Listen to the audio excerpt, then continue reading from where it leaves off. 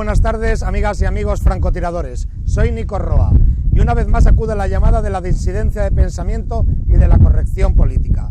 Y lo hago seguro y convencido porque a ello me anima la contundente respuesta que nos estáis dando desde todos los rincones de España, incluso los amigos de Hispanoamérica. Siguiendo vuestro programa, El Francotirador, que podéis ver en el canal El Occidental. Como siempre, hacemos un llamamiento a sacudir las conciencias adormecidas, a que se desperecen del sopor en el que el sistema las tiene cautivas, con la droga de la mundialización, de la multiculturalidad, del conformismo en gente joven que de suyo debería ser rebelde, altivo y osado. Es una tarea difícil, más aún, titánica, pero en ello va la supervivencia de nuestra cultura y civilización. Una civilización, la occidental, que ya lo vemos todos los días, se encuentra al borde de su extinción por las políticas disolventes y los intereses inconfesables. Hoy, amigos francotiradores, hemos cambiado el lugar de la entrevista porque nos hemos venido hasta Barcelona, hasta este marco incomparable de la montaña de Montjuïc, en pos del testimonio de un personaje que, él sí, desafía al sistema. Una persona que representa como ninguna otra la lucha desigual de un ciudadano que ansía libertad. Libertad de expresión, libertad de pensamiento contra el rodillo implacable de ese sistema demoliberal que nos gobierna. Una persona que lleva años sin doblar la testuz para no comulgar con la verdad oficial, con la versión ortodoxa de la historia, contra esa realidad orwelliana que se desliza a nuestra vida diaria, que todo lo impregna hasta en sus aspectos más nimios y que por ello esa persona ha penado en una cárcel a la que ahora le quieren de nuevo encerrar. El delito: publicar libros en la era de las libertades, de los derechos de las personas y de la comunicación. Sí, publicar libros en España puede suponer ir a la cárcel. Me estoy refiriendo, ya lo sabéis, a Pedro Varela, propietario de la mítica librería Europa de Barcelona. Muy buenas, Pedro. Buenos es un placer días. Verte de nuevo respirando aire libre. Gracias, Nico Roa, y al programa El Occidental por esta oportunidad de comunicarse con el público de una forma libre, ofreciendo opiniones alternativas. Y quizá de desmitificar esa poco imagen, el mito esa imagen de que nos ogro dan que te han, del monstruo, que te han ¿no? creado, ¿verdad? Sí, sí, efectivamente. Claro, pues nada, tenemos aquí un cuestionario que yo creo que a nuestros espectadores les va a resolver pertinentemente las dudas que puedan tener en torno a ti, ¿verdad? Vamos a intentarlo. Los que de alguna manera conocemos tu trayectoria vital, sabemos que has sido objeto de una persecución contumaz a lo largo de varios años, y no me refiero a los ataques e incendios de tu librería a manos de vándalos, sino a los del sistema. Pon a nuestros espectadores en antecedentes, porque yo me imagino que hay mucha gente que no te conoce. ¿Cuándo comienza tu caso? Bueno, mi caso empieza cuando en el año 1974 yo llego a la calle Seneca 12 por vez primera, era un chico de 16 años y buscaba un ideal juvenil y yo lo encuentro en CEDADE. En aquel momento es el Centro Español de Amigos de Europa, el Círculo Español de Amigos de Europa. Encuentro aquello que un alma juvenil busca, ¿no? Amor a la montaña, naturaleza, fe religiosa, camaradería, solidaridad, disciplina, valores. Una vez encuentro aquello que mi alma buscaba, me dedico de cuerpo y alma, ¿no? No sé hacer las cosas a medias. Me dedico plenamente como joven militante y al cabo de pocos años la Junta dirigente me decide nombrar presidente de la organización y ahí empieza mi carrera política de alguna forma. Más que una carrera política fue una carrera juvenil, porque con 16 años no tienes de política ni idea, pero los ideales se absorben y con más entusiasmo que conocimiento intentamos comunicar al resto del mundo nuestros ideales. No teníamos un duro y entonces decimos, ¿cómo nos comunicamos con el mundo exterior? Lo que se llevaba entonces eran los libros y las revistas, no teníamos dinero para una máquina de imprimir, total que compramos una máquina de imprimir de segunda mano, tampoco sabíamos usarla y a golpe de calcetín aprendemos a utilizarla y aprendemos a imprimir, ¿no? Entonces soy el primer presidente del mundo que es el impresor de la organización, porque me pasaba el día imprimiendo libros, imprimiendo revistas, ¿no? La famosa revista CEDADE. La famosa revista CEDADE, que empezó muy modestamente como un boletín a ciclostil, pero que consiguió realmente luego salir a los kioscos. Se llegaron a editar 15.000 ejemplares y se vendían 6 o 7.000 ejemplares, ¿verdad? Y estaba en toda España. Los libros exactamente igual, no teníamos un equipo de corrección, ni un equipo de estilo, ni diseñadores profesionales, pero dijimos, aquí lo importante es escribirlos e imprimirlos. Los escribíamos regular y los imprimíamos mal, pero existían. Entonces la gran ventaja de CEDADE es que existía y que publicaba libros, revistas y llevaba a cabo conferencias y actividades juveniles importantes. Claro. Yo creo que lo más importante a largo plazo entonces fue la actividad juvenil, porque formamos toda una generación de chavales que sacamos de las discotecas de la gran ciudad, los llevamos a las altas montañas, a los ríos, a dormir bajo las estrellas, ¿verdad? Y esto crea un carácter y un temperamento que dura hasta el día de hoy.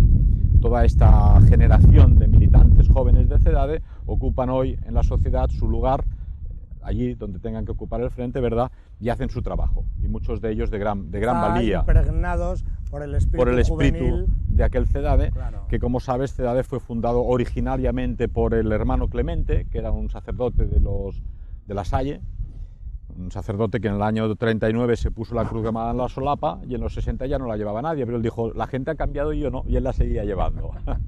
Era muy conocido porque en el colegio La Salle tenía la famosa luz roja y verde para entrar a los alumnos, y allí pues cuando se encendía la luz verde había una foto de Hitler, ¿no? Y el otro personaje era Friedrich Kufus, que era un sencillo militante de la SA que después de la Guerra Mundial se exilió en España, políglota con 17 idiomas, ¿no?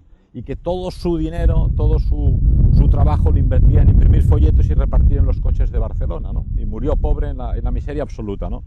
Pues este sacerdote católico y este militante nacionalsocialista crearon unas conferencias a las que asistían otros chicos jóvenes, ¿verdad?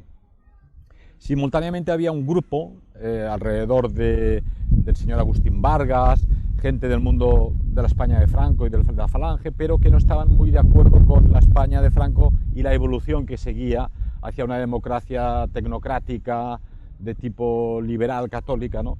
Y eran más partidarios del nacionalsocialismo alemán, ¿no? Y estos exfranquistas o falangistas de la línea más dura también paralelamente dijeron hay que fundar una organización que defienda estos ideales europeístas. Este grupo fundó el Círculo Español de Amigos de Europa en 1965 y se presentó en Barcelona en 1966. Y simultáneamente el tercer grupo son dos chicos muy jóvenes que se encontraron y se carteaban, amantes de la obra de Ricardo Wagner, que eran Jorge Mota y Antonio Medrano, un hombre de la tradición y un hombre del mundo wagneriano. Se encontraron precisamente aquí en Barcelona, en la horchatería de la calle Parlamento. Desde entonces decimos que CEDADE se fundó en la Horchaterie Braukeller. Como sabes tú, el NSDAP se fundó en la Bürger Braukeller y ellos lo fundaron en la horchatería de la calle Parlamento.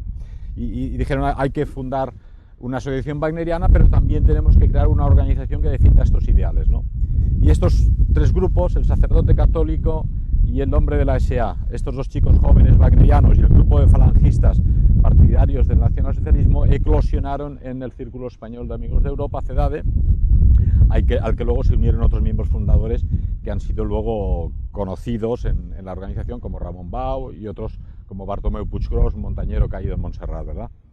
Bien, en el año 74 llegamos la nueva generación, los jóvenes, ¿no? Y ellos deciden, con apenas 30, 35 años, que ya eran muy mayores, para dirigir la organización y que tiene que haber una junta nueva. Entonces nos ponen a nosotros, ¿no? Y ahí apareces tú. Aparezco yo, y entonces yo ya escojo una serie de personalidades, de jóvenes con los que yo tenía confianza, muy trabajadores y muy idealistas. Es un hecho curioso, que yo lo explico a los jóvenes hoy en día. Ellos estudiaban uno derecho, el otro quería ser abogado, el otro tenía otra carrera, ¿no? Cuando les digo, mira, tú tienes que venir a Barcelona porque vas a ser mi vicepresidente y tú vas a ser secretario nacional, lo dejaron todo y se vinieron. Una cosa que dices, es increíble, hoy se lo explicas a un chico joven, deja la carrera que te buscan, ¿no? Ese sentido del idealismo yo creo es que un sentido está que periclitado. venía realmente de la generación, ¿no? Que habíamos vivido en una España de Franco que mantenía los valores tradicionales, ¿no? Y entonces, Pedro, tú cuando ya te haces con Librería Europa, comienzas a tener problemas de índole legal, ¿no? Comienza un acoso, sí, por decirlo de alguna manera. El primer problema legal lo tuvimos ya todavía en época de CEDADE en un meeting que yo di, creo, en Valladolid, donde afirmé que según la revista francesa Défense de l'Occident, afirmaban que el rey de España era miembro masón del rito escocés. Entonces ese fue el primer proceso que tuvimos por injurias al rey. ¿Y esto es en el año? En el año 81 creo que fue esto, 81-82. Primer proceso por injurias, en realidad no eran injurias, afirmábamos una información que una revista de historia francesa daba como veraz. Tuvimos problemas tanto yo como Jorge Mota, que era la persona que habló conmigo en aquel meeting, ¿verdad? Pero bueno, la cosa luego fue sobreseída, ¿no? En el año 91, existiendo todavía CEDADE, decidimos crear una librería. Es Librería Europa. Librería Europa. Entonces, en ese momento es una idea que yo ya tenía de antaño, porque ya el local de CEDADE, con el poco dinero que teníamos y con nuestras propias manos, empezamos a reformarlo, a poner suelo, paredes, pensando ya en abrir la librería, ¿no? Un gran partidario de abrir esta librería fue el señor Agustín Vargas Gold, que, como sabes, era uno de los que estaban en la junta falangista favorable a los alemanes en la fundación de CEDADE, y que luego fue un leal colaborador de la Librería Europa prácticamente desde su fundación hasta su fallecimiento hace 4 o 5 años. Estaba cada día colaborando con traducciones y escritos. Se funda la Librería Europa, y cuando en el año 93 la junta directiva de CEDADE, yo ya no era el presidente, pero estábamos en la junta directiva, decide que, dados los cambios legales en el país, la organización no iba a poder seguir trabajando como lo hacía hasta ese momento, ¿no? Porque era una organización juvenil que se declaraba nacionalsocialista, ¿no? Con uniforme además, cosa que hoy en día pues está muy mal visto. Prohibido, probablemente. Prohibido. Entonces decidieron la disolución de CEDADE. Hubo discusiones porque había personas que decían, con razón, el trabajo de formación juvenil de escuela, de universidad, que llevaba a cabo CEDADE no lo va a llevar a cabo nadie. Y el tiempo nos ha dado la razón, ¿no? Otros decían que había que llevar a cabo una labor cultural wagneriana puramente, que luego devino lo que sería más tarde el CEI y Devenir Europeo. Otros pensaron que había que hacer una labor de partido político, parlamentario, y se fundaron estos partidos políticos, y otros fundaron grupos ideológicos y de think tank, ¿no? Que dicen hoy en día, que es grupos de pensamiento. Entonces, la disolución de CEDADE fue una pena, pero por otra parte dio frutos porque abrió un abanico de varias posibilidades, ¿no? Y en el caso concreto de Librería Europa, en ese caso, problemas... yo lo que pensé, donde yo encajaba mejor, era en el trabajo de índole juvenil. Yo quería seguir llevando gente joven a la montaña, formarlos en la música clásica, en el amor a la naturaleza y en el conocimiento de nuestra cultura. Aparte de seguir con las actividades juveniles y las ascensiones de alta montaña, pensé que era muy importante mantener la editorial, mantener, si era posible, una revista y abrir una librería de cara al público, ¿no? Ahí fue cuando, en el año 91, en septiembre justamente, este septiembre haríamos 25 años, decidimos abrir la Librería Europa sin medios de ningún tipo. El presupuesto que nos dijo alguien, no sé si subía a 1 millón de pesetas de entonces como mínimo, y conseguimos reunir 300.000, no era ni una tercera parte, ¿no? Pero teníamos un amigo paleta, un amigo pintor, claro. Nos pusimos a tirar lo que era la ventana que hoy en día da a la calle Séneca, voluntarias. Sí, y con las manos levantamos la librería. Cuando la abrimos prácticamente era una sala vacía, con unos estantes que habíamos encontrado en los containers y con 4 libros. Pero cada vez que vendíamos un libro lo reinvertíamos en comprar un segundo libro, nadie cobraba un sueldo porque si no habría sido imposible, y esa labor costó como 4 o 5 años de levantarla, ¿no? Pero ya en el año 94-95, llevábamos 4 años abiertos, empezó la extrema izquierda barcelonesa, lo que ellos llaman antifascistas, que es un nombre genérico prácticamente como de héroes, ¿no? Pero exactamente son todos aquellos que pretenden imponer no solo que les dejes libertad de hacer lo que ellos quieran hacer y de pensar lo que les dé la gana, sino pretenden tener la libertad de obligarnos a hacer lo que ellos quieren hacer con nosotros. Claro, de que tú no pienses. Claro, yo le dejo hacer a usted lo que le dé la gana, diga lo que le dé la gana, haga lo que le dé la gana con su vida, pero no pretenda que su libertad democrática llega tan lejos de decirme a mí lo que tengo que hacer, lo que tengo que pensar y que conculque tu libertad. Y que tengo que creer, ¿no? Hasta ahí hemos llegado. Bien, empezaron manifestaciones de la extrema izquierda. Primero tuvo un papel preponderante la gente de SOS Racismo, ¿no? Que, como sabes, es una franquicia del sionismo que vivía del sistema. Luego apareció que su presidente, Pere Camps, robaba dinero de la caja de SOS Racismo, tuvieron que echarlo, ¿no? Y así simultáneamente. Después de él, pues no pararon todas estas franquicias del sionismo. Vinieron pues la Liga de Gays Lesbianas, vinieron grupos de inmigrantes movidos por la izquierda, vinieron asociaciones radicales judías, los judíos tranquilos y conservadores no se meten en estos líos, ¿verdad? Y hasta que al final fundaron lo que ellos llamaban la plataforma Ana Frank, una plataforma que pretendía que la calle Séneca 12 se transformara en la calle Ana Frank 12. Fue muy divertido porque yo acababa de presentar en la universidad una investigación histórica que se llamaba El mito de Ana Frank, precisamente. Y esta investigación histórica, que mereció un excelente del profesor, fue secuestrada por los policías del pensamiento, en ese momento los Mossos d'Esquadra, en este primer proceso que se inició en el año 96, y fue condenado, ¿no?, por decir que el mito de Ana Frank, porque que el diario de Ana Frank era falso. Sí, que lo había escrito su padre, ¿no? Sí. Ahora, como sabéis, ya este año la asociación Ana Frank ha admitido públicamente a nivel internacional porque se extinguen los derechos, me parece, ¿no? Debido a eso, y también porque el autor, que es un autor literario de teatro judío de Nueva York, que escribió realmente el libro, se quejaba de que el padre no le pagó los derechos. Entonces hubo una batalla legal para que el padre de Ana Frank pagara a este autor literario el haber escrito la novela, ¿no? Pero tienes que darte cuenta que el libro es de lectura obligatoria en todos los colegios de Occidente. Ya. Sí. Se ha pretendido cambiar una calle en Barcelona y cambiar el nombre. Por centrarnos en que íbamos en el relato del acoso, a tu librería. Bien, pues con la librería se inicia este acoso, y entonces pretenden cambiar el nombre de Séneca por Ana Frank. Están tan convencidos de su éxito que ya urbanizan la calle, el ayuntamiento la urbaniza y cambia el nombre. Hay una placa enorme de bronce con el nombre de Ana Frank. Firman los partidos políticos, los diputados, los parlamentarios, todas las fuerzas vivas de la ciudad, pero la ley exige preguntar a las 240 familias de la calle si están de acuerdo. Y las familias dijeron: oiga, Séneca es el pensador cordobés por excelencia del Imperio Romano, y la chica esta holandesa aquí no la conoce nadie, ¿no? Entonces fue un fracaso porque el nombre no fue cambiado, lamentablemente, porque a mí me habría ido muy bien propagandísticamente decir Librería Europa, historia revisionista de la Guerra Mundial en la calle Ana Frank 12, ¿no? O sea, habría sido estupendo, pero una pena que no la pudieron cambiar. No te dieron esa posibilidad. Bien, dado que todas estas manifestaciones, este acoso mediático no nos amedrentó, como ellos ya estaban tomando lentamente las instituciones, nos pusieron un proceso.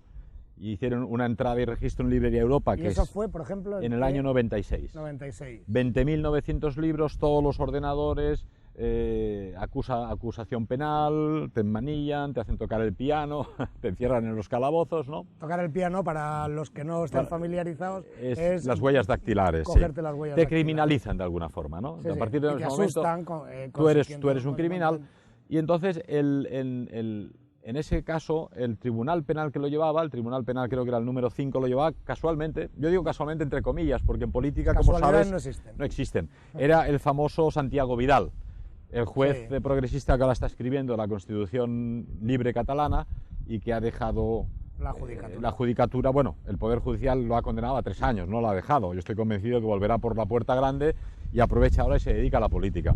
Pero no te lo pierdas, el fiscal pedía 4 años de prisión para mí y el juez me condenó a 5. Una cosa inaudita, me puso más de lo que pedía el fiscal. 5 años de condena en firme, ¿no? Por vender libros. Es evidente que fue una condena política, él quería hacernos... Sobre el tema de los libros hablaremos luego. Hablamos luego. Fue una condena política donde nos quería hacer bajar la cerviz.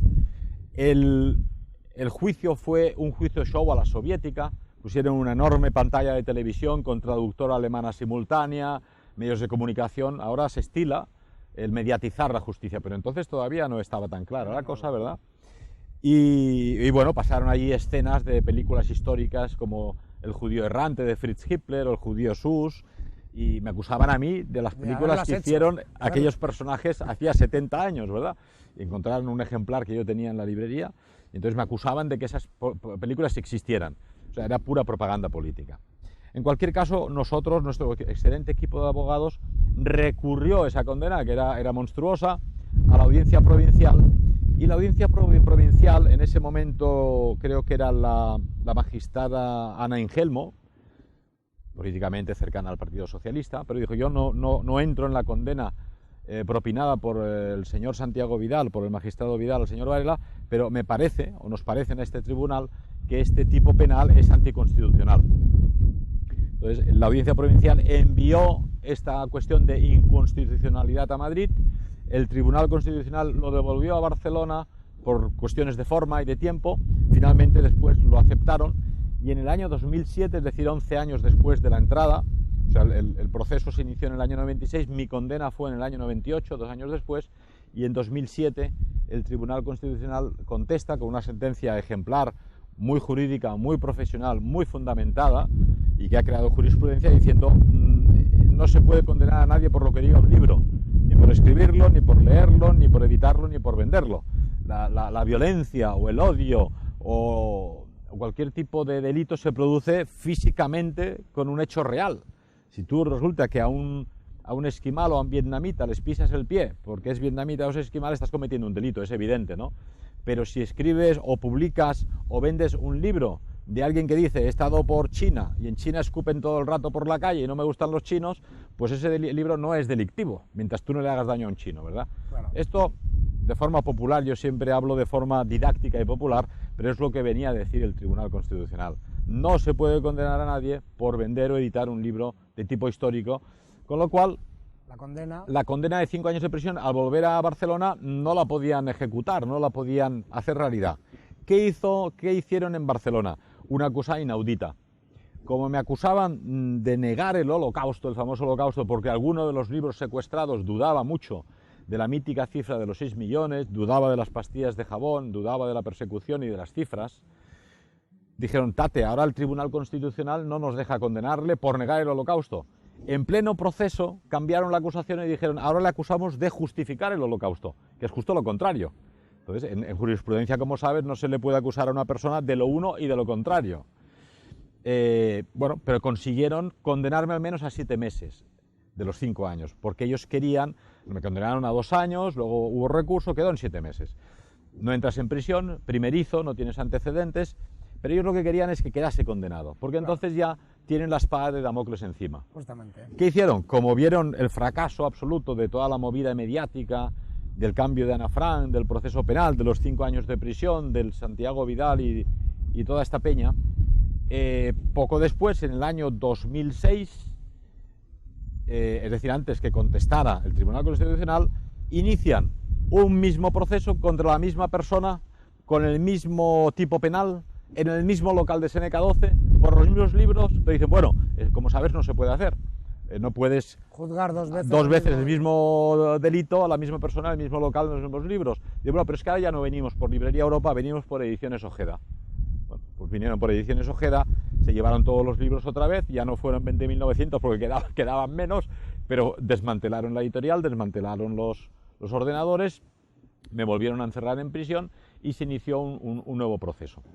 Esto era el año 2006 y duró 4 años hasta el juicio en cuestión, que tuvo lugar en marzo de 2010.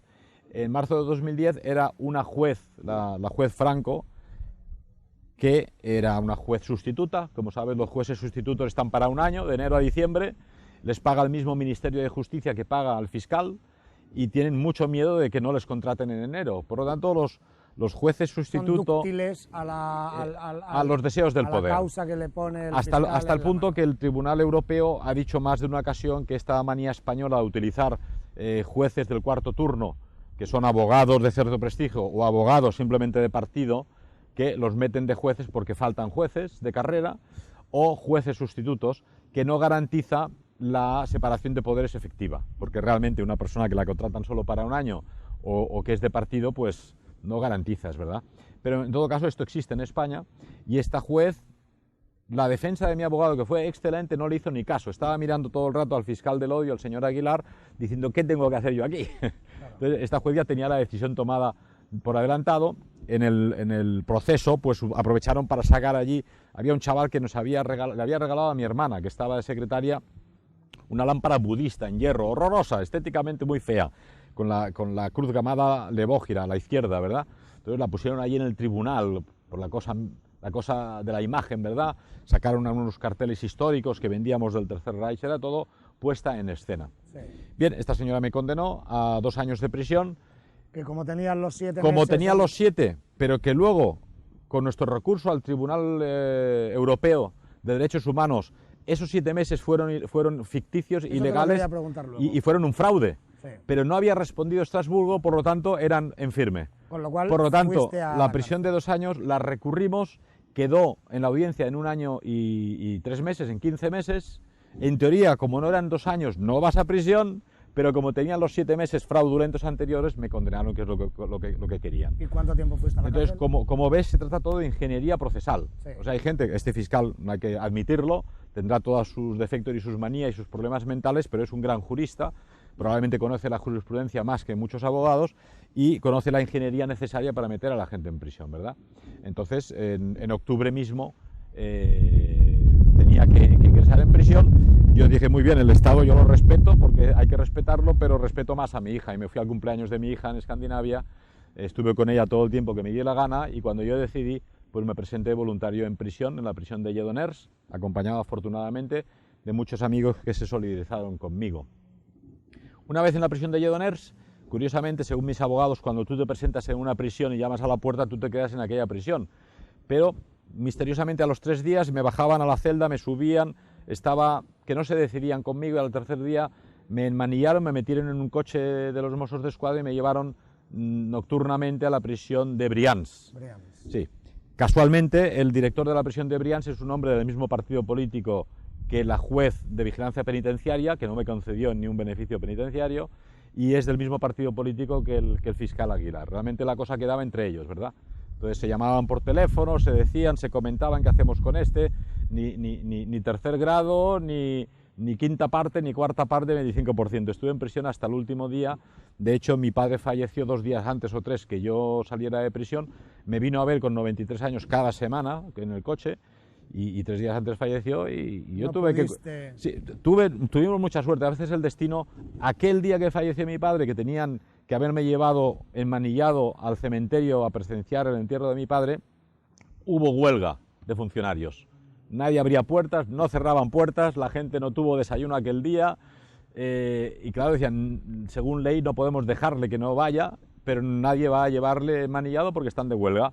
Total, me abrieron la puerta y dijeron, váyase y vuelva por la noche. Entonces me fui al entierro de mi padre y me fui caminando porque no tenía otro medio, no tenía forma de llamar por teléfono y después del entierro pues me trajeron y me volví a la prisión para cumplir mis últimos 3 días de prisión. Oye, ¿verdad? Pedro, ¿y de qué causa se te acusa ahora mismo? Bien, la causa es exactamente la misma. Ellos, como sabes, después de este varapalo del Tribunal Constitucional a un tipo penal que es contrario totalmente a la tradición jurídica occidental, el ministro Gallardón, que como conoces es un hombre muy allegado al lobby sionista en España, dijo, bueno, pues yo por narices y porque me lo han ordenado vuelvo a introducir nuevamente este tipo penal. Una cosa increíble, ¿no? O sea, el Tribunal Constitucional decide quitarlo y este ministro, poco antes de dimitir como ministro, pues decide que él lo introduce otra vez. Prácticamente fue su batalla pírrica, fue su última misión en este mundo como ministro. Y lo introduce. ¿Qué hacen este ministro? Lógicamente, en concomitancia con el fiscal del odio, señor Aguilar, y sus ingenieros de la ley procesal, cómo conseguir manipular el texto del tipo penal para torear al Tribunal Constitucional, ¿verdad? Entonces, lo que hacen ahora es que añaden una palabra fundamental que es indirectamente. Es decir, hasta ese momento decían, para cometer un delito de odio o de antisemitismo o de racismo, de lo que ellos quieran, tienes que cometerlo directamente, ¿no? Como hemos dicho antes, tú coges un chino y porque este chino escupe y suelta tacos y no se lava las manos y dices, los chinos pues no me caen bien, vale, pero otra cosa es si tú le das un bofetado a un chino, pues es un delito y es lógico que así sea, ¿no? Pero cambian la redacción del tipo penal para que ahora sí, si efectivamente tú escribes un libro o lo publicas o lo vendes de alguien que no le gustan los chinos, pues estás cometiendo un delito indirecto, porque ellos deducen... Lo cual no tiene ningún tipo de garantía jurídica. No tiene ningún tipo de garantía jurídica y además es una estructura, un edificio jurídico tan endeble que cualquier jurista profesional, si no está politizado, tiene que ver que se trata de una decisión política, ¿verdad? Entonces, ahora tú eres delictivo por el mero hecho de un libro que, como hemos dicho, diga que no le cambien los chinos, porque algún sonao puede coger el libro, dicen ellos, leerlo, irse a Pekín y darle una patada a un comisario chino de Mao. Vete a saber lo que va a hacer, ¿no? Es absolutamente absurdo, porque con esta regla de 3 tienes que acabar con toda la cultura occidental. Y entonces, a tenor de esta manipulación... De esta manipulación reintroduce la ley. De esta relectura o interpretación de la ley, a ti el otro día efectivamente entran de nuevo en tu, efectivamente. En tu librería. El poder político... ¿Qué es lo que pasó exactamente? Lo que pasó exactamente es que ellos en enero da una conferencia el señor Ernesto Milá Rodríguez, que como sabes es un personaje político de los años 60 y 70, retirado de la política, actualmente es historiador, académico, es un hombre serio, publica una revista que es la Revista de Historia del Fascismo, muy recomendable. Y publicó un libro dedicado a los prolegómenos del nacionalsocialismo. ¿Qué fue la revolución del nacionalsocialismo? Sí. Nosotros, como tenemos por norma invitar a todos los autores que publican y escriben libros, pues fue invitado y en enero, un sábado como otro cualquiera, este señor presentó su libro. La extrema izquierda barcelonesa, que le tiene manía por su pasado histórico político, armó gran revuelo, el señor Milá da conferencia en Librería Europa, tal y cual. Bien, la Fiscalía del Odio envía a uno de sus espías a esta conferencia. La conferencia fue estupenda, yo estuve allí y he de decir que yo controlo un poco a los conferenciantes porque si dicen tonterías ya no les vuelvo a invitar, ¿no?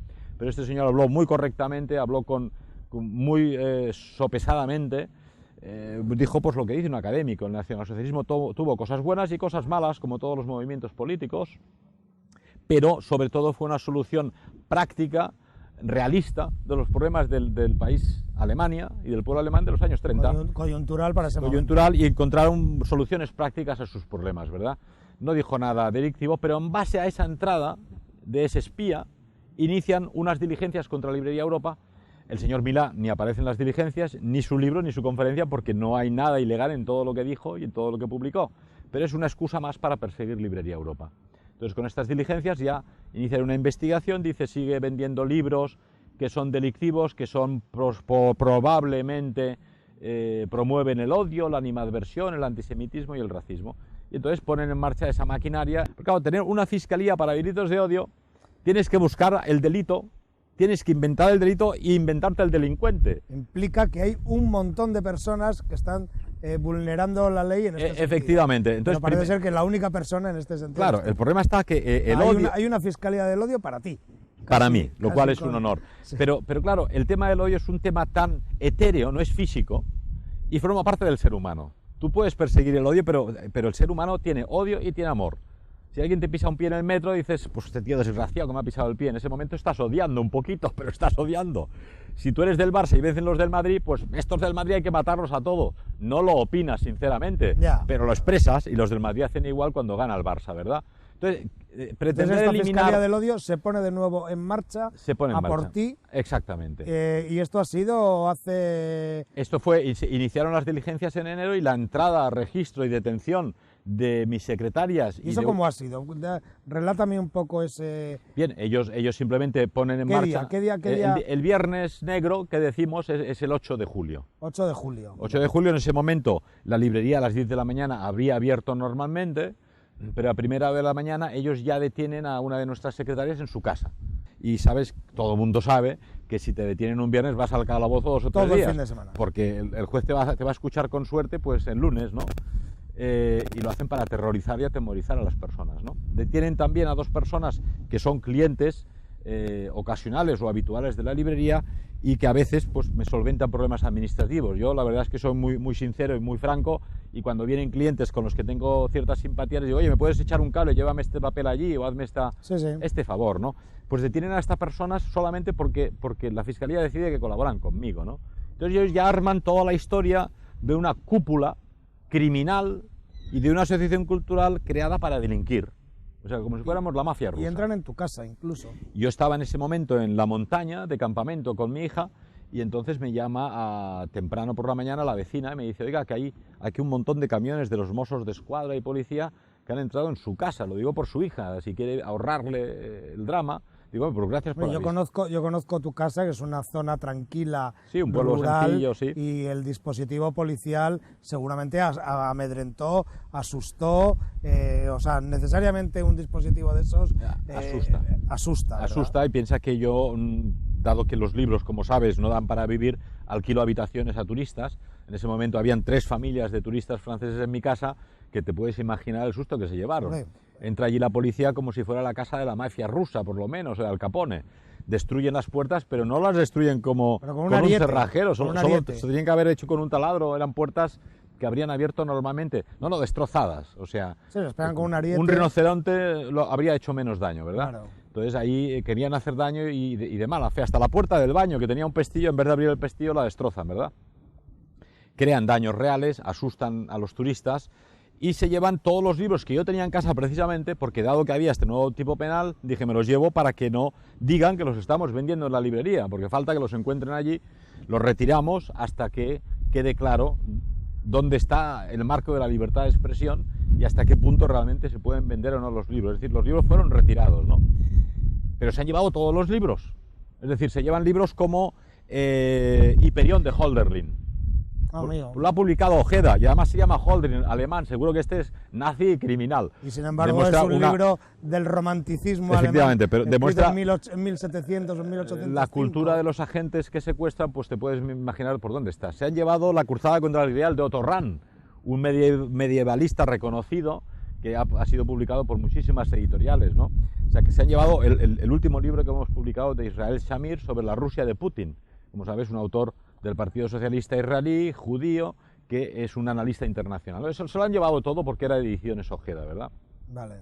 Bien, en cualquier caso, a mí me llaman los Mossos de Escuadra cuando estoy en la montaña un par de horas después y me dice, señor Varela, estamos en su casa, si viaja, pues estamos aquí esperando. Y bueno, pues si ya han entrado y han reventado las puertas, no me necesitan, la verdad. Sí, pero es que esta tarde iremos a la Librería Europa. Digo, bueno, déjeme hablar con el abogado.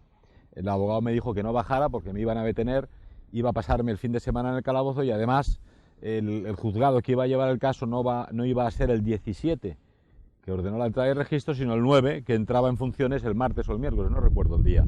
Entonces eran 6 días gratuitos en el calabozo. Ibas a estar en el calabozo. Total, me dijeron, quédate con tu hija y organiza su repatriación, ¿no? Mi hija viene a España todo julio para estar conmigo y la pobre ha estado una semana y además en el estrés de ir de campamento en campamento, porque claro, existía orden de busca y captura contra el criminal de guerra Pedro Varela. Terrible. Tuve que buscar los medios, la policía se llevó todo el dinero de la familia de casa, con lo cual digo, pues si van a buscar libros, ¿por qué se me llevan el dinero? ¿No quieren que coma mañana? Bloquearon la cuenta corriente y yo tuve que buscar dinero para un billete en julio, que igual fueron 400 y pico euros, para fletarla otra vez a Escandinavia. Eso lo hice el jueves y una vez fletada me hice la maleta de ropa de invierno, ropa de verano y me presenté al juzgado con mis abogados. Yo ya sabía que iba a ingresar en prisión y así me lo habían comunicado los abogados. ¿Te pidieron fianza? No, la idea era ir a prisión. Luego cuando la juez del juzgado de instrucción número 9 escuchó al fiscal y sus razones y escuchó la pledoyer, digamos, de mi abogado de defensa, imagino yo claramente que no era un delito de sangre ni un delito que fuera yo realmente un peligro público inmediato, ¿no? Entonces decretó prisión, pero bajo fianza, que eso no estaba en principio así acordado por mi defensa, por el fiscal y por la juez, pero lógicamente puso una fianza brutal de 30.000 euros, que es un dinero que no se puede conseguir. A un narcotraficante cualquiera le ponen menos, 5.000, 6.000 euros. 6.000 euros y es así, decir, que se te puso con el propósito de que no lo pudieras pagar. Claro, de que yo ingresara en prisión, la fiscalía habría quedado contenta, nosotros habíamos pasado meses en prisión hasta que se consiguiera esa cifra, caso de conseguirse. Movilizamos lo que pudimos entre la gente que pensamos que podía tener ese importe, pero no tuvimos éxito, honestamente dicho. Pero los milagros ocurren y un chico que era conserje de un hotel, ¿no? Recepcionista de idiomas, no sé, que puede ganar 1.500 euros, 1.800, no lo sé. Dijo, este señor está en prisión porque veía los WhatsApps de la gente, yo pongo 20 euros, yo pongo 10, oye, yo 50, se hablaba de centenares de euros, estos no van a conseguir la fianza nunca, ¿verdad? Y tuvo un gesto heroico. Dijo, ¿tú lo conocías a ese hombre? Poco, es una persona que no era ni siquiera un cliente asiduo, ni una persona que estuviese en todas las conferencias, una persona que ha venido a alguna conferencia y ha comprado algunos libros, ¿no? Hasta el punto que yo le llamaba a Adrián el sinvergüenza, porque cada vez que le decía, oye, pues tú que sabes francés, me puedes traducir esto y tal, pues al final no lo hacía, ¿no? Yeah. Decía, oye, ¿me puedes ayudar aquí en el stand de San Jordi para el stand? Y pues tampoco venía, entonces le llamábamos a Adrián el sinvergüenza. Y sin embargo el destino pues te pone a la persona apropiada en el momento apropiado y este gesto heroico realmente le honra y ha dicho que a partir de ahora no le puedo llamar a Adrián el sinvergüenza, sino Adrián el más noble. Y él en un gesto de simpatía ha dicho, llámame Adrián el más noble sinvergüenza. Oye, pero a ver, en esta ocasión ha habido un salto cualitativo en la acusación porque se te imputa un delito de asociación ilícita. Sí, ellos lo que pretenden... formar una cúpula delictiva, sí. Cúpula que diriges, según el auto de procesamiento, junto con tus 2 secretarias. Y 2 clientes. Es decir, ellos dicen, como no queremos perseguir solo libros, porque queda feo esto de perseguir libros, y además, igual luego en los tribunales superiores nos discuten el tema, les acusamos directamente de asociación ilícita. Es como el que funda una mafia para abrir casas en verano y descerrajar cajas fuertes. Esa es la idea.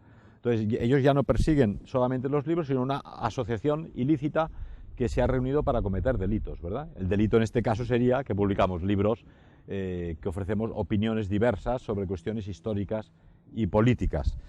Claro, eso está cogido con pinzas. Primero, ellos se basan en que la Junta de la Asociación Cultural Editorial Ojeda ha sido renovada con estas 4 personas. Primera falsedad, porque la Junta de la Asociación Cultural Editorial Ojeda sigue constando en el registro de asociaciones de la Generalitat con el padre Ángel García, que fue el fundador, que es el que me pasó a mí la autorización para seguir editando. Luego estaba su hermano, ambos fallecidos, y cuando ellos fallecieron simplemente dijimos, oye, pues estamos en una situación en el limbo. La asociación existe, nosotros la representamos, pero han fallecido, queda la secretaria, pero que no la encontramos. Y pensamos, pues no sé, pues habría que ir a la Generalitat de preguntar y si hace falta hacer el cambio de junta, ¿no? Yo pregunté a estos 2 amigos, oye, ¿os importa que os ponga en la junta? Yo no me voy a poner de tesorero, secretario, vicepresidente, cargos, de todo. Y pregunté a las secretarias me dijeron, en mi casa me dicen que mejor que no. Y eso fue lo que me dijeron, que mejor que no.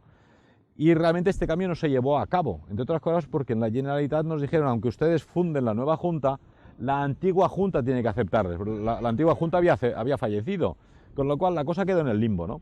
Entonces esta fiscalía y estos agentes ni siquiera han ido al registro a preguntar cuál es la junta de la Asociación Ojeda.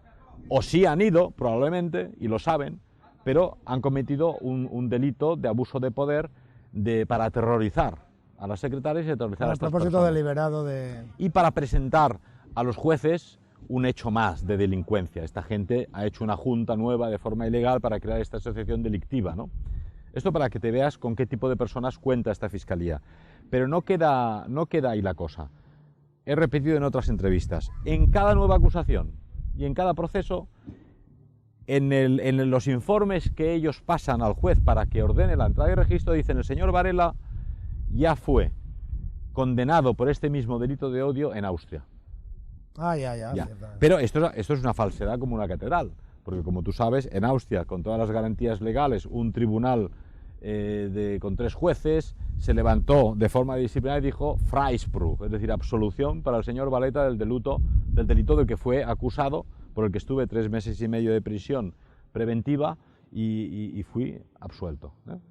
Esta gente lo sabe, no puede no saberlo, pero no lo porque quiere, en cada nuevo proceso hemos informado de que yo fui absuelto en Austria. Pero no se explicita. Claro, no se explica y además no tendría fuerza para convencer a la juez de que es necesario entrar en mi casa y en la librería, ¿verdad? Otro acto de mala fe. ¿Cómo deciden qué libros se llevan? Por ejemplo, el libro Ética Revolucionaria. Eso me gustaría preguntártelo un poco más adelante. Sí.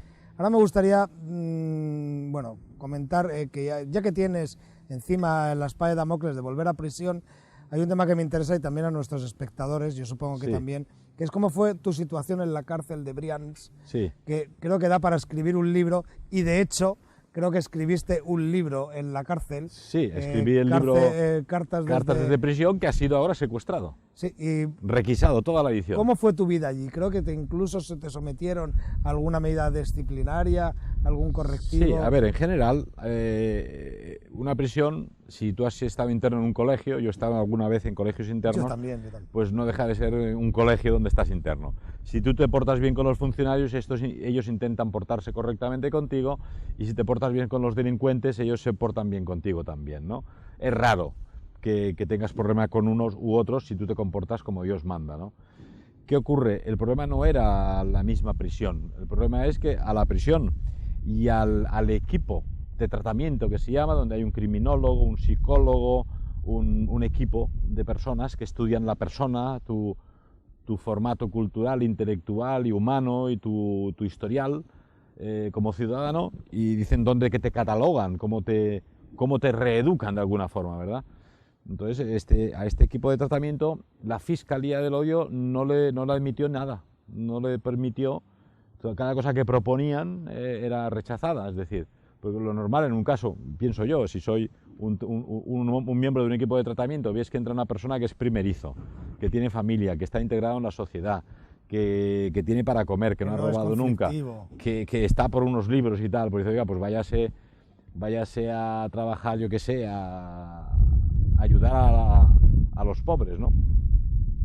efectivamente el equipo de tratamiento intentó que yo colaborara por las mañanas en Martorell, que es la zona donde está la prisión, con la Cruz Roja, dando cestas de comida y repartiendo a los inmigrantes que tienen necesidades. Y luego yo también estuve con las monjitas de Santa Luisa de Marillac en la Barceloneta durante poco tiempo en verano, hasta que el fiscal ordenó que eso se hiciera marcha atrás. Y entonces, pues, marcha atrás, volví a la prisión y ya no tuve posibilidad. Tú no tuvieras posibilidad de salir al exterior. Salía por la mañana y por la tarde volvía. Comieras Exactamente. la celda, hasta el final. Su aspecto entonces más... cumplí la prisión hasta el final. Luego también pasó un caso curioso. Yo recibía libros de personas del exterior para leer. Los libros son censurados por la prisión, se los miran arriba y abajo, que no haya dinero, que no haya drogas, que no haya pornografía. Pero claro, me enviaron algún libro pues, de Richard Wagner, el compositor, ¿no? Entonces, los libros de Richard Wagner, como sabes, en el primer proceso quedaron condenados. Pues no lo sabía. Sí, pues el libro El pensamiento wagneriano de Houston Chamberlain, que es un pensador del siglo XIX que vivió en los años 30.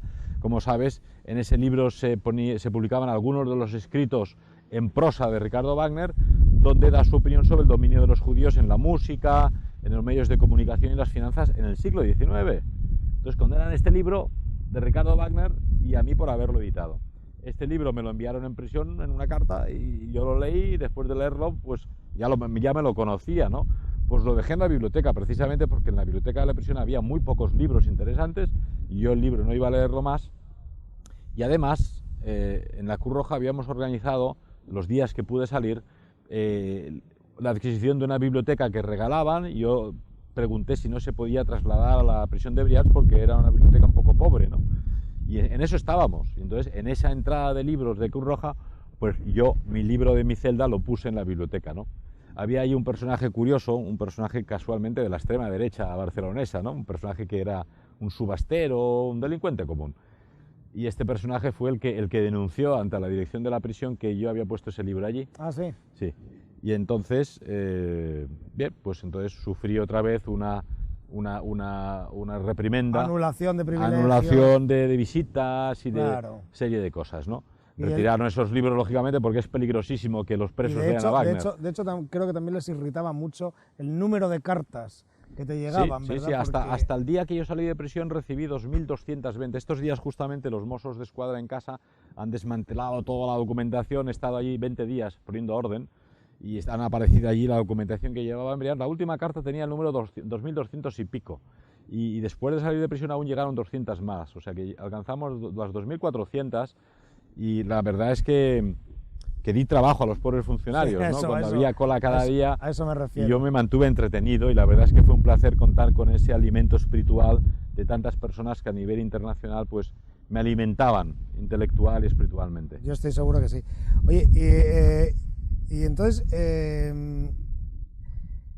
corrígeme si me equivoco, tú recurriste al Tribunal de Derechos Humanos de Estrasburgo, que finalmente falló a tu favor y obligó al Estado a indemnizarte. No es exactamente así. Es ¿no? decir, debido al primer caso de 1996 contra Librería Europa, nuestro abogado elevó un recurso por la condena de 7 meses, que luego sirvió de precedentes para cumplir la condena de 15 meses posterior, a Estrasburgo. Estrasburgo, lamentablemente, no se inmiscuyó en el tema de la libertad de expresión, que es lo que nosotros recurríamos. Simplemente, años después, al año 13 años después, imagínate la justicia con qué velocidad trabaja, dijo, España no puede condenar a este señor. Después de que el Constitucional dice que no se le puede condenar por negar el Holocausto, ustedes cambian la persecución, el mismo proceso, y le acusan de justificarlo. Eso no se puede hacer, esto es de República Bananera, claro. Y usted pues inicia otro proceso si quiere, pero no puede acusarle de lo uno y lo contrario por el camino. Entonces fue una reprimenda, es decir, con esta decisión Estrasburgo lo que hacía era anular la condena de 7 meses de prisión que quedó de los 5 años. ¿Pero no había que darte una indemnización de 13.000 euros? Efectivamente, no, nosotros pedíamos 100.000 euros por daños morales y por la pérdida de mi vida laboral y los 20.900 libros. Estrasburgo no admitió esta demanda, sino que condenó al Estado español a 13.000 euros de costas de abogacía. ¿Que los pagaría el Estado? Claro, que es lo mínimo que se merecía el abogado. Con 17 años, contra 100.000 euros, no le pagas el sueldo, desde luego. Pero ¿no? te los dieron el sí, dinero. Esto lo pagó, efectivamente, y con esto se pudieron cubrir costas, pero costas minimalistas, ¿no? Vale, comprendo. Entonces, a ver si me entero. A ti te acusan de un delito de opinión Sí. y de difundir ideología de odio a través de determinados libros. Sí, pero ¿cuáles son esos libros? Porque ahora han añadido una cosa curiosa al supuesto delito de odio que supone antisemitismo, racismo y tal. Añaden ahora la homofobia. Yo me he quedado de piedra, porque han secuestrado mi libro Cartas de prisión y en las diligencias ponen libro posiblemente homofóbico.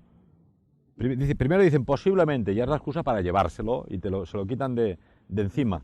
Ese libro, casualmente ese libro, reproduce una fotografía del fiscal del odio adoctrinando al mundo policial y jurídico con los hate speech, que como sabes es un tipo penal inventado por el lobby judío norteamericano y exportado luego a Europa, ¿verdad? Entonces, como esa foto le pone en evidencia, él ha tenido prisa en retirar ese libro de la circulación. La excusa es la homofobia, pero yo no recuerdo haber escrito ninguna carta que hablase del tema, como mucho defendía la familia tradicional, ¿verdad?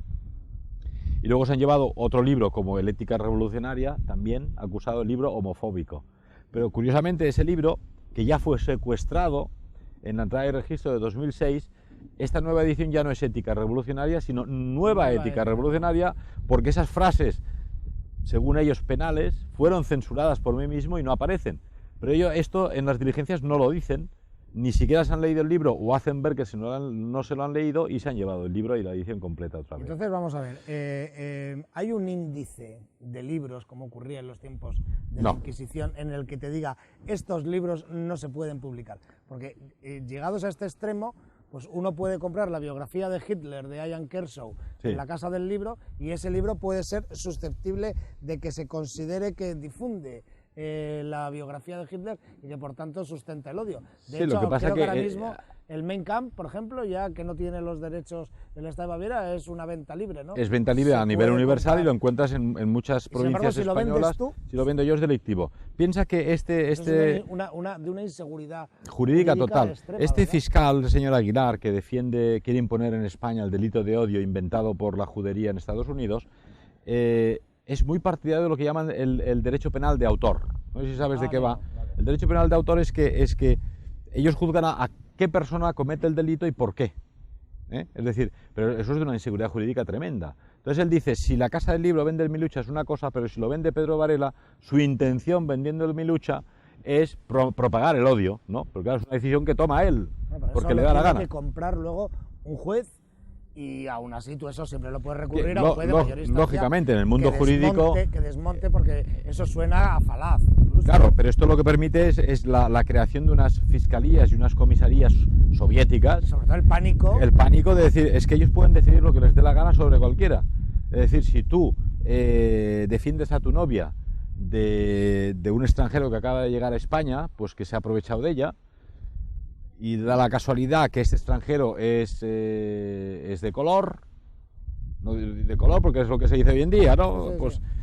Porque hay que ser cursi hasta en el lenguaje. El neolenguaje. El neolenguaje. Bueno, pues tú le pegas un puñetazo porque se ha metido con tu novia, ¿no? Pues el derecho penal de autor de este fiscal lo que dice es que si tú tienes un pasado, pongamos, de la extrema derecha, o tienes un Milucha en casa o un casco de tu abuelo de la División Azul, él decide que este puñetazo no es el mismo del que diera un ecuatoriano a otro ecuatoriano, porque tu intención era racista. Entonces le permite acusarte de delito de odio. Esto es increíble, ¿no? Porque pone a toda la población en manos de personajes, de nuevos comisarios, que su criterio es absolutamente personal suyo. Él decide, tú eres delictivo y este señor de al lado vende el Milucha, él no es delictivo.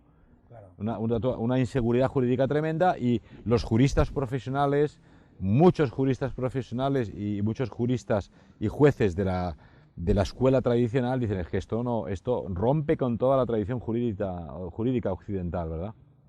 Es que eso es estar en el filo inmediato. En el filo inmediato, pero el problema es que eso es lo que ya han impuesto, ese párrafo 510 punto y pico y 600 y pico ya existen. Ya han sido además redactados de forma por el juez Gallardón y el equipo de redactores del fiscal Aguilar para poder torear al Constitucional, y evidentemente este nuevo proceso nuestro tendrá un largo recorrido donde seremos condenados en el Tribunal Penal, iremos a la Audiencia Provincial, al Supremo, a la Audiencia, depende de los años que nos condenen, llegaremos al Constitucional y la cuestión será ver si el Tribunal Constitucional se ratifica sobre lo que decidió, que sería lo lógico, porque crea doctrina, además una doctrina muy bien fundamentada y muy bien redactada, no puede desdecirse fácilmente lo que dijo, o bien están tan politizados por los partidos políticos, que son los que nombran al final al Tribunal Constitucional, que al igual que el juez Gallardón del PP, el ministro Gallardón del PP, pues aceptan la neolengua y este nuevo tipo penal y cambian de opinión, ¿verdad? Claro, porque otra de las cosas que a ti se te acusa es de que desde tus libros tú fomentas el odio racial y la xenofobia. Sí, pero yo personalmente odias otras razas. Yo no odio a nadie, o sea, claro. Aquí claro, yo qué voy a decir ahora que soy el acusado, ¿verdad? Pero vivimos en una España de tradición católica, yo soy un hombre de fe y creyente, entonces cuando voy por el metro y en el tren de cercanías que yo cojo cada día, ¿verdad? Ayer se estropeó el tren, íbamos todos cogidos de la barra, apretados, allá había pues gente de África, gente de negros, gente de árabes, turistas, extranjeros, a uno le olían los sobacos, el otro no se le entendía nada, pero tú lo que ves allí son personas, ¿no? Y al final, como sabes, el ser humano es una entidad sagrada, es un templo del Espíritu Santo. Entonces, cualquier ser humano tiene una sacralidad, es una creación de Dios. Entonces, esto te une con cualquier persona, ¿no? Nosotros que somos además amantes de los animales, mucho más somos amantes del ser humano en cualquiera de sus formas, razas y culturas, ¿no? Pero evidentemente este análisis que yo veía de simpatía, aquellos dos moros que estaban ayer contando un chiste y se reían, pues despierta simpatía, ¿no? Luego había dos negros, cosa rara, que estaban acariciando a mi perro y le estaban haciendo cariños, y en estas culturas a veces a los perros les tienen poca simpatía, pero estaban muy cariñosos con mi perro. Pues despierta una simpatía personal. Estamos hablando de una empatía entre personas. Ahora bien, como analista político, cuando yo cojo el tren desde hace 40 años, he visto una evolución de la sociedad, donde hemos pasado de una sociedad homogénea española, donde la gente se entendía, éramos muy parecidos, nos reíamos de los mismos chistes, vestíamos igual, comíamos similar, habría problemas de delincuencia, pero eran minoritarios, a una sociedad multicultural y multirracial, que yo pienso personalmente, como historiador y como analista político, ahora ya no hablo como librero, que es un error, nos ha sido impuesta y ningún partido político y el sistema no ha preguntado en referéndum nunca a la población española, señores españoles, vamos a montar una sociedad multicultural y multirracial donde ustedes van a perder su identidad y su homogeneidad. Vamos a eliminar las fronteras y ustedes serán un número más que pagará impuestos y que votarán, y es lo más a lo que pueden llegar. Bueno, esto no lo han preguntado, entonces esto es realmente una dictadura. Es una dictadura con formas democráticas. Ahora estos días, cuando ves toda tu casa desmantelada, los libros por el suelo, tu documentación, tus papeles más íntimos, tus cartas, se llevan el dinero, tu ordenador con las fotos de vacaciones, ¿verdad? Te das cuenta que estamos en sus manos, es decir, ellos con la excusa de que son el Estado pueden hacer lo que les dé la gana contigo.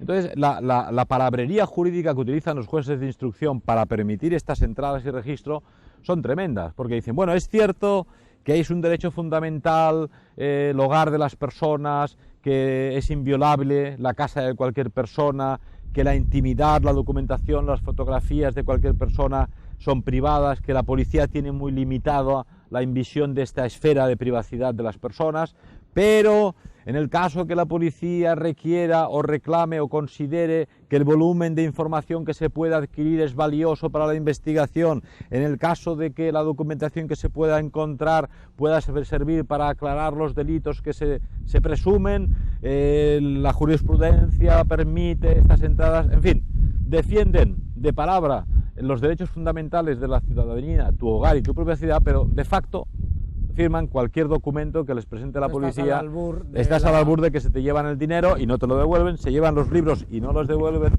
Piensa que los 20.000 y pico libros del año 96 no han aparecido, la orden judicial es devolverlos a su propietario, no hay razón, no se sabe dónde están. ¿Cómo crees que se va a resolver tu caso?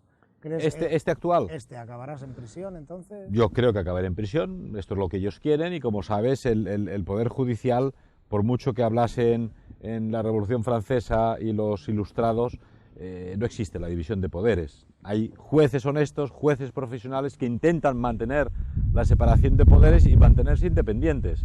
Pero en las cúpulas bajas de la judicatura, ¿qué pueden hacer? Son pequeños jueces de instrucción o de lo penal. ¿Te ves fuerte para afrontar el futuro que intuyes que te va a venir? Bueno, yo creo delante, que a cualquier persona no eres tú el que decide, ¿no? Es el destino. Como decía, no sé si has leído El caballero de las espuelas de oro de Alejandro Casona, la vida de Quevedo, ¿no? Cuando el conde duque de Olivares, que le admira, le dice: hazte cónsul mío en Italia y tendrás todas las prebendas y lo que quieras, pero si sigues oponiéndote a mí y a mi política, a San Marcos de León, que era la mazmorra más fría, más lóguebra, y piensa que además Quevedo tenía miedo al frío y tenía reuma, ¿no? Sí. Bien, entonces él dice: ostras, Italia, los limoneros de Amalfi, Laura, que era su novia, o a San Marcos de León. Y entonces el conde duque de Olivares le dice: pero decídete de una vez, no tengo todo el tiempo. Y dice: decidir yo, mi negro destino ha decidido por mí, a San Marcos de León. Claro, efectivamente, tú no puedes decidir. Tú estás enfrentándote a unos energúmenos que quieren doblegar a la población, quieren doblegar al derecho y quieren doblegar a una persona. Entonces, vamos a ver. Yo no he querido meterme en este berenjenal. Tu lucha contra el sistema, a la mayoría de la gente la habría abocado a doblar la cerviz. Sí. Y a ti nadie te podría reprochar, conociendo, como ya nos has contado, tu lucha desde el año 91, tus continuos procesos, etcétera, nadie te podría reprochar que abandonases la lucha y que te dedicases a tareas un poco menos peligrosas, ¿no? Más productivas en el sentido de lo que la sociedad demanda. ¿Tú piensas volver a abrir la librería Europa a pesar de que ello te suponga desafiar de nuevo al sistema? Sí, yo creo que aquí hay dos preguntas. Primero, como decía el clásico, si un hombre no está dispuesto a defender sus ideas, o sus ideas no valen nada o él no vale nada. Entonces yo no me podría mirar en el espejo si ahora yo saliera corriendo. Ha habido gente que ha dicho: oye, pero vete al Brasil o vete a Irán. Digo, ¿y qué? Toda la vida con un turbante en la cabeza, en una cultura extraña que no es la mía y huyendo. Yo no estoy hecho para huir. Yo tengo que hacer frente a lo que nos ha tocado. Primero, no solo por mí mismo, es que yo estoy luchando por todos vosotros y por mi misma hija, aunque viva en el extranjero.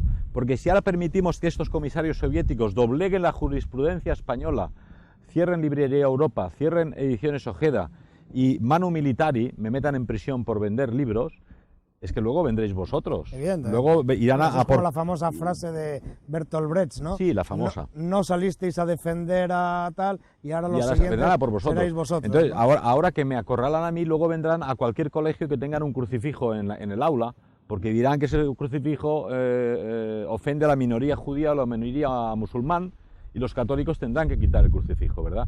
Luego dirán que la Navidad que ofende, y de hecho ya, como sabéis, en Barcelona, el Ayuntamiento de Madrid, parece casi una exposición de motivos masónicos, porque allí de Belén y de Cristo y de Nuestro Señor no hay nada, ni por asomo. Pronto quitarán los Reyes Magos si no fuera porque habría manifestaciones de niños en contra, ¿no? Pero por ahí van los tiros, ¿no?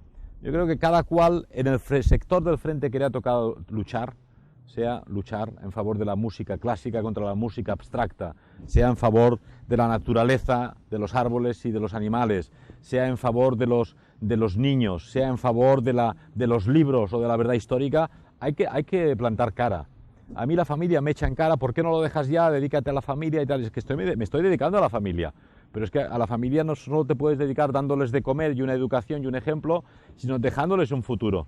En la España que vivimos, las iglesias, las catedrales, los caminos, los bancales de los huertos y de los olivos y de los viñedos que hay por toda España, es un contrato generacional de cientos de años, de siglos, de abuelos y tatarabuelos poniendo piedra sobre piedra para crear esos bancales, esas ermitas románicas o góticas o barrocas. Entonces ellos lo hacían para nosotros. Claro que daban de comer a sus familias, pero luego el domingo, si eras carlista, se iban a las guerras carlistas a luchar por Dios, por la patria y por el rey, porque tenían que ir a luchar, aunque la mujer seguro que les decía: hombre, es que hay que pagar los zapatos a los niños y hay que llevarlos a los colegios. Y dice: sí, pero si no lucho por mi Dios, por mi patria y por mi rey, ¿quién lo va a hacer?, ¿no? Pedro, me pregunta desde Twitter un espectador si estarías dispuesto a dar un paso al frente y abanderar un movimiento identitario español. Bien, el movimiento identitario, como su palabra indica, es un movimiento, no un partido político. Entonces, un movimiento identitario lo engloba todo. Es decir, Como tú sabes, la izquierda hace mucho trabajo de asociaciones de barrio, por ejemplo. Eso forma parte del movimiento de izquierdas, pero no es un partido político, ¿no? Hay un movimiento ecologista, hay un movimiento en favor de los animales, en contra de los toros, todo eso forma parte del movimiento. Entonces yo creo que cada uno de nosotros ha de ocupar el sector del frente que le toque en ese gran movimiento identitario español. La pregunta, que me imagino por ahí van los tiros, que es una pregunta envenenada, es si liderarías un partido político. Bien, pues es una pregunta envenenada porque lógicamente para liderar un partido político no hace falta solamente liderazgo, necesitas un buen equipo de líderes, no el líder de líderes, un equipo humano preparado intelectualmente, moralmente, culturalmente, políticamente.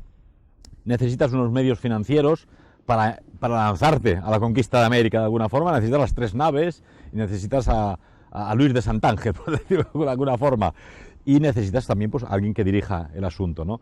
Entonces el sistema o las circunstancias me han convertido en un personaje mediático y yo estaría siempre dispuesto a colaborar en cualquier sector que se me pidiera. De todas formas, ya digo que el fracaso del partido identitario o alternativo en España no se debe tanto a solo que falta el líder, falta toda una visión de largo plazo que han tenido en Francia, en Hungría, en Polonia, en Inglaterra, en Alemania, y un esfuerzo tremendo de dedicación y de cambio de estrategia y de imagen.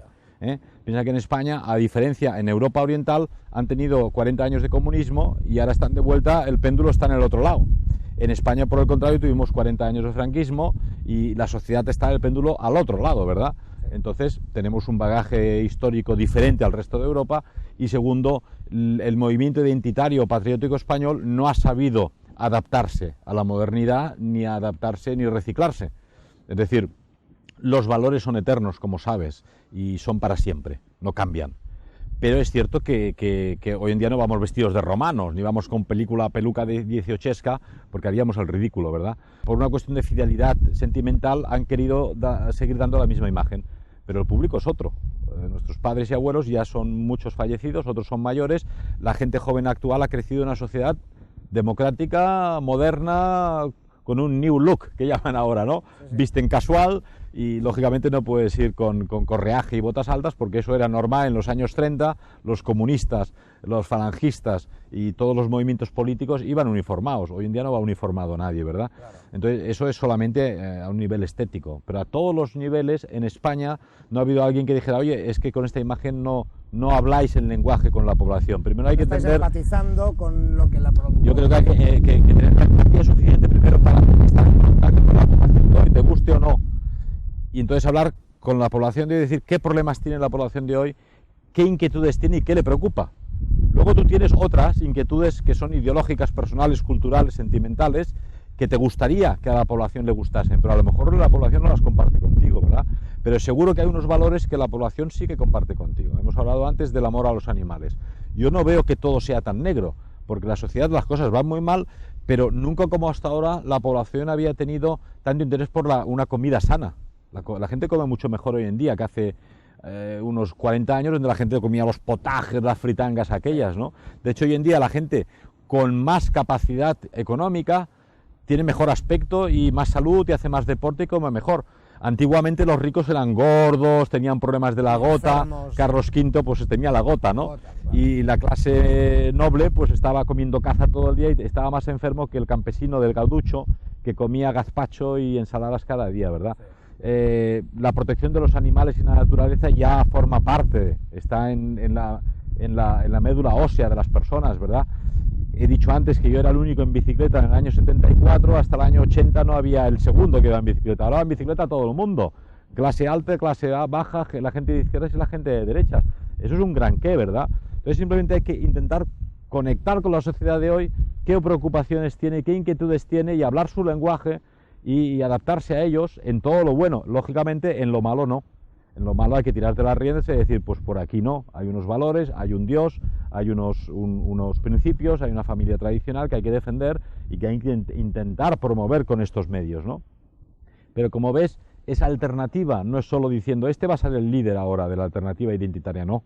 Todo el movimiento identitario español tiene que meterse en la cabeza que hay que integrarse en la sociedad actual, hay que comprender a la población, hay que adoptar sus formas en aquello que no sea malo ni escandaloso, y como decía Juan Pablo I, el Papa de los 33 días, cuando se vive en el mundo hay que vivir con las normas del mundo en todo lo que no es pecado, ¿no? Políticamente, cuando se vive en esta sociedad hay que vivir con las normas de la sociedad en todo lo que no es un pecado político.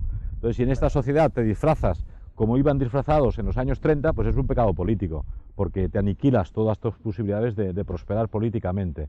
Entonces, el movimiento identitario español tiene que buscar un nuevo discurso, tiene que convencerse él mismo de que sus valores son buenos, pero tiene que adaptarlos a la sociedad en la que vive, tiene que crear un discurso totalmente nuevo, tiene que buscar el equipo de personas capaces de presentarse ante la población, y al final, si quieres, buscas el líder que hace falta, como en todo partido político, y los medios económicos que son necesarios. A tu pregunta anterior, ¿vas a seguir editando? Sí.